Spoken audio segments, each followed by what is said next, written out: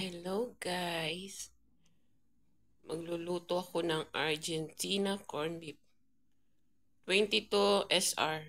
22 SR. Magkano na kaya ito sa Pinas? Yan ang lulutuin ko ngayon guys. At saka hotdog na tender juicy. Yan ang tanghalian ko ngayon guys. Makabili lang ako niyan pagka ako mismo magpunta doon sa bilihan ng mga Pinoy sa Dawadmi. Pero pag mag-utos ako, hindi ako nag-uutos kasi nahihiya ako. Kaya ako mismo magbili. Ayaw ko magpa-utos kahit sa driver o kahit kanino.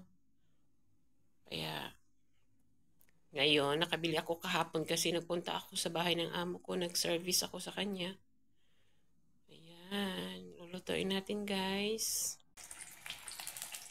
Inuna ko niluto yung hotdog guys. 3 piraso lang to na malalaki. Sunod na araw na naman yun. Natira.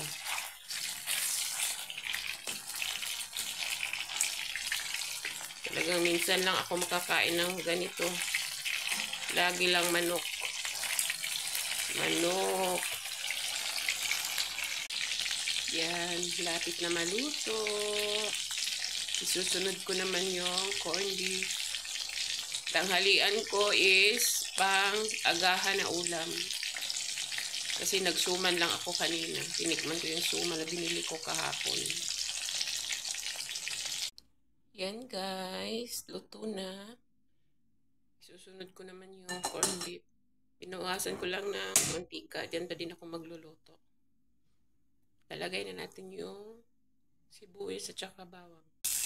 Ito na yung bawang at saka sibuyas. Natin ang apoy, ang lakas-lakas.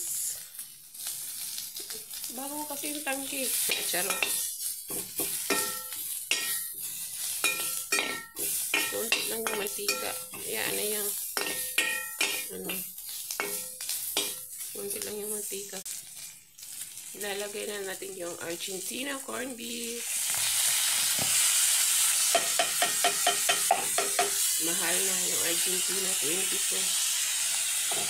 Magkano na kaya ito sa Pinas? 260 grams na corned beef. Paborito to ng anak ko, bunso. Pag-aagahan pag magpunta ng eskwelahan sa umaga. Yan lagi ulam niya.